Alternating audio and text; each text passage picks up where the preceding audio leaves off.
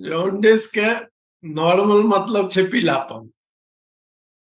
पीलापन दिखाई पड़ले मतलब जॉन्डिस छे। तो जनरली आंख के उजला वाला जो पोर्शन छे तो वही पोर्शन में पीलापन दिखाई पड़े छे तो लोग कहे छे जे जॉन्डिस भ गेलै, जॉन्डिस भ गेलै। जॉन्डिस में एकटा तो न्यूबॉर्न जॉन्डिस होय छे, तो बुझियो जे अलग चीजे छे। जे नया बच्चा जन्मे छे तकरा जे जॉन्डिस होय छे वो अलग जॉन्डिस छे। अब बाकी जे ओल्डर चिल्ड्रन में होय छे ओकर बाद वो जॉन्डिस अलग छे। लेकिन जॉन्डिस के सिंपल मतलब या भेलै कि येलो कलरेशन मतलब पीलापन आबि जाय छे, तो वो जे है से जॉन्डिस कहै छियै ओकरा। शरीर में पीलापन आबि गेल तो सबसे पहले आंख में लोग देखे छे कि आंख के उजला वाला पोर्शन जो है से पीला भ गेल। कोई कहलक पेशाब पीला तब हेबे करे छे, लेकिन लोग आंखे में पहले देखे छे बच्चा के, बच्चा तो ओते बतबै नहीं छे। जॉन्डिस दो तरह से फैले छे। नॉर्मल जो जॉन्डिस छे माने बच्चा के खाली न्यूबॉर्न है में से हटा दियो। हाँ, नॉर्मल जॉन्डिस दो तरह से फैले छे। एक ताकि माने फीको ओरल रूट कहै छे, मतलब जे हम सब खाए पिए छे ओकरा साथे गंदगी चलि गेलै, ओहि के साथे इन्फेक्शन चलि गेलै, जॉन्डिस के हेपेटाइटिस के वायरस खाना पीना के साथ चलि गेलै, ओहिसँ भ गेलै। आ दोसर होय छे पेरेंटरल रूट है छे, वो ब्लड वाला रूट होय छे। त वो रूट या तो इंजेक्शन, मतलब एक इंजेक्शन मतलब कतौ शेयर केला से, माँ बच्चा के जन्म दै छे या माँ के यदि हेपेटाइटिस बी छे तो ओहि बच्चा के न्यूबॉर्न के भेलै तो वो भ सकै छे, तो आगू जाके कंटिन्यू क सकै छे। तो मतलब मेन छे कि वो खाना के थ्रू जा सकै छे या ब्लड के थ्रू जा सकै छे। मेन दो रूट यह छे जॉन्डिस मतलब होय के। जॉन्डिस रहते तो लक्षण तो अब जना कि बच्चा भूख भूख कहते नहीं लगे, तो पेट पेट दर्द बतेते कि पेट में दर्द भ रहल है, उल्टियो हुए लगे छे।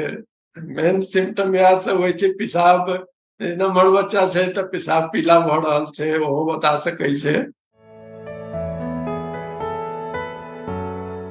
जॉन्डिस कोन कोन कारण से भ सकै छे तो देखियो ओहिमे तो एकटा तो माने वायरस इन्फेक्शन भ गेलै, ओहि के चलते भ सकै छे। दोसर होय छे जे कोनो दवाई के एक्सेस डोज से टॉक्सिक हेपेटाइटिस सेहो भ सकै छे। हाँ, जेना पैरासिटामोल के बहुत ओवरडोज से ओहू से भ सकै छे। और तेसर तो माने अल्कोहलिक छे तो बच्चा में तो अल्कोहलिक वाला बात नहीं होय छे। एमे मेन जे है से वायरल मैक्सिमम जो है से वायरल हेपेटाइटिस वाला ही रोल रहे छे, जे कि या तो खाना पानी के माध्यम से या तो ब्लड के माध्यम से फैले छे। जॉन्डिस के डायग्नोसिस हम देखियो एक तो सिम्टम बतेलकै तो नॉर्मल क्लिनिकल एग्जामिनेशन देखबे बच्चा के, आंख पियर रहते, पेशाब भी पीला रहते, लीवर बढ़ल रहे छे। ओकरा अलावा कनी खून जांच करा के लीवर के लीवर फंक्शन टेस्ट वगैरह करा के देख ली छे सीरम बिलिरुबिन की छे। लीवर वाला एंजाइम सबके जनरली बढ़ल रहे छे, टाइटिस होय छे तो ओहिमे बढ़ल रहे छे एंजाइम सब भी, सीरम बिलिरुबिन बढ़ल रहते। एकरा अलावा अल्ट्रासाउंड सेहो करा के देख सकै छियै लीवर के। तो रूटीन में तो यह जांच सब करबै छियै। ओकर अलावा जे है से जेना वायरस के लेल, तो वायरस के लेल तो और सब जांच करबै छै। मान लिया हेपेटाइटिस बी सोचे छियै या तो सरफेस HbSAg कहै छै, सरफेस एंटीजन करेलिए। हेपेटाइटिस ए सबसे कॉमन हेपेटाइटिस ए छे, तो हेपेटाइटिस ए छे तो ओकरो ओहो ले जैसे एंटी IgA करा के देख लेल जाइ छै, IgM IgG ओकर करायल जाइ छै। तऽ ई सब टेस्ट करा के मने कोन तरहक वायरस सब भेल छै ओ जानै के कोशिश करै छियै। जॉन्डिस के इलाज के नाम पर बहुत ज्यादा नहीं छै, बच्चा के सपोर्टिव केयर दै के छै। तो सपोर्टिव केयर में जेना भूख कम लागि रहल छै, तऽ कम लागि रहल छै तो ओहिमे अवॉइड करे के खाना में हम सब बहुत ज्यादा अखन परहेज करे के कोनो नहीं कहै छियै। हाँ ठीक छै, घर के नॉर्मल सादा खाना जे खाइ छियै बहुत छानल या ई सब नहीं खाए के, लेकिन एकदम तेल मसाला नहीं दै के छै या नहीं करे के छै नहीं। नॉर्मल जे हम सब खाना साधारण बनबै छियै, भात रोटी दाल सब्जी सब चीज खाए के छै।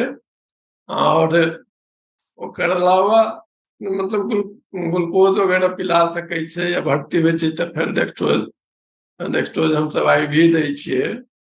तऽ ओकर अलावा कनि विटामिन वगैरह ओकरा देलियै, विटामिन वगैरह के सपोर्ट दै छियै।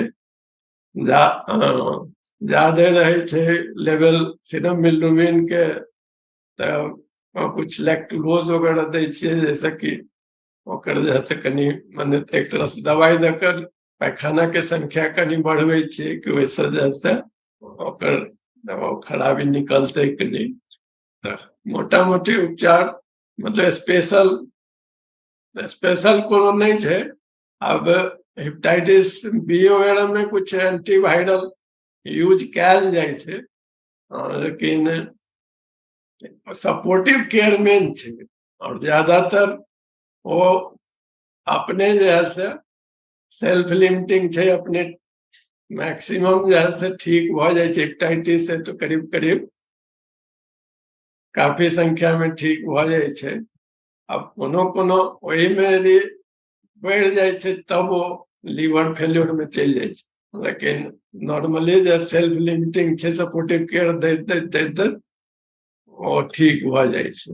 हेपेटाइटिस B में एंटीवायरल द सकै छै, ओहू में एक्यूट जाबे एक्यूट रहे छै तो बहुत सा केस क्लियर भ जाइ छै, लेकिन कुछ केस ओहिमे क्रोनिक में जा सकै छै, जे कि क्लियर नहीं होइ छै, आगू कैरी करैत रहे छै वायरस के।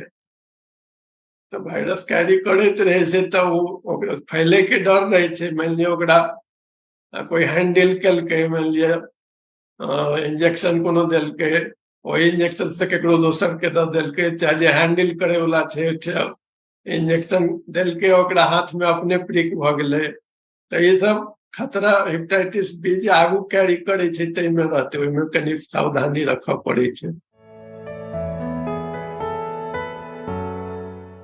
जॉन्डिस में की करे के चाही? जॉन्डिस में मतलब कनिक रेस्ट में रहते बच्चा, तो भाग दौड़ करे ला चाहे छै, तो कनिक ओकरा जे एकदम बेडे पर पड़ल रहते से नहीं छै, लेकिन घर में रहे कनि रेस्ट में, स्कूल यदि जा रहल छै तो कनि ओकरा घर में रेस्ट मिल जेतै। और ओकर अलावा सादा खाना के छै, पानी दै के छै, ग्लूकोज दै के छै, जे विटामिन वगैरह लिखे छियै वो सब दै के छै, दवाई छै। और नहीं करे के छै तो स्पेशली वही समय में मतलब या बहुत फ्राइड चीज चाहे बाहर के चीज यही सब खाना में मना करे छियै।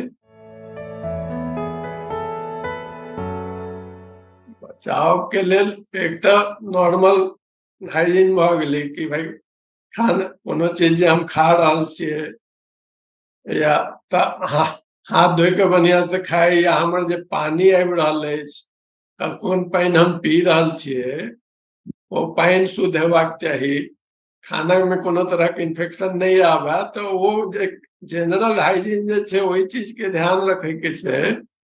कियाकि जे हेपेटाइटिस A आ E जे होइ छै वो खाने पीना से होइ छै, बहुत संख्या में तो हेपेटाइटिस A से होइ छै। तो यदि हमर खाना पीना के सफाई रहते कि पानी हमर ठीक आबि रहल अछि, खाना पीना के केओ जाइ छै मुँहे से और खाना पीना के रूट सही जाइ छै, तो एक तो ई करे के छै। आ दोसर इंजेक्शन वगैरह के थ्रू जाए छे या मतलब ब्लड वाला रूट जे भेले तो ओई तरह के जो ज्यादातर तो मतलब इंजेक्शन यदि कोई शेयर करे छे तो ओई सब में दिक्कत रहे छे। तो इंजेक्शन शेयर नहीं हेबाक चाही कि एक इंजेक्शन से कए गोरे के कएटा बच्चा के सुई द देलकै या पड़ले, ई सब नहीं करबाक चाही। दोसर बात ओकर अलावा तो फिर वैक्सीन छे, वैक्सीनेशन करे के छे। जॉन्डिस के वैक्सीनेशन के लेल हमरा सब में दो वायरस के लेल वैक्सीन उपलब्ध छे एखन, हेपेटाइटिस ए वायरस और हेपेटाइटिस बी वायरस के लेल। तो हेपेटाइटिस बी वायरस के लेल जे उपलब्ध छे ओ तो जन्म से अखन शुरू भ जाय छे। जन्म में 6 सप्ताह में, 10 सप्ताह में, 14 सप्ताह में 4टा डोज पड़ जाय छे। तो ओई सब हेपेटाइटिस बी के लाइफ लॉन्ग इम्यूनिटी रहते, ओकरा हेपेटाइटिस बी होय के डर नहीं रहते। और हेपेटाइटिस ए के सेहो वैक्सीन छे, तो वो 12 महीना में शुरू करे छिए। तो 12 महीना में एक डोज, 18 महीना में दोसर डोज दै छिए। तो ओहो से लाइफ लॉन्ग इम्यूनिटी रहते। कोई बच्चा छूट गेले तो वो बाद में ल सकै छे, यदि ओई समय में नहीं लेलकै तो बादो में ल सकै छे। लेकिन जते जल्दी लेते तो ओकर प्रोटेक्शन, ओकर बचाव ओते बढ़िया हेते। कि ओई बीच में यदि इन्फेक्शन मतलब कतौ से पकड़ लेते तो फिर बाद में लेला से तो कोई फायदा नहीं हेते ने। तै दुआरे जते अर्ली ल सके ओते फायदा वाला चीज छे। तै दुआरे रूटीनली जन्मे के साथ वैक्सीनेट करवायल जाय छे। और यदि माँ के हेपेटाइटिस बी छे या मतलब बच्चा जन्म नहीं होय छे तो बच्चा के मतलब जन्म में तब रूटीन से सबके लगैती छे वैक्सीन, तो ओकरा तो लगबे करते। लेकिन ओकर अलावा हेपेटाइटिस बी के इम्यूनोग्लोबुलिन जे है ओई बच्चा के जरूर पड़बाक चाही कि माय से जे इन्फेक्शन यदि ओकरा पास ओहो पड़बाक चाही 48 घंटा के अंदर, जिते बर्थ के जिते जल्दी भ सके 48 घंटा के अंदर पड़बाक चाही कि माँ से यदि कुछ ओकरा आयल छे इन्फेक्शन तो वो बच्चा के एते ही नहीं, पकड़ते नहीं। वैक्सीन तो साथे साथ शुरू भइए जाय छे। तो एहि तरह से अहू में यह छे कि मतलब वैक्सीनेशन जिते न्यू बॉर्न के हेते हमर एडल्टहुड में जाकर हेपेटाइटिस के लोड होते कम भेल जेते। वैक्सीनेशन जिते बेसी हेते बच्चा सबके बाद में तो वह जाके एडल्ट बने छे ना। तो ओकर लोड जे है से मतलब कम हेते, जॉन्डिस के हेपेटाइटिस के लोड कम हेते, इंफ्रास्ट्रक्चर पर लोड कम हेते, सरकार के लोड कम हेते, घर वाला के परेशानी कम हेते। एकर लाइफ लॉन्ग इम्यूनिटी रहे छे वैक्सीन के।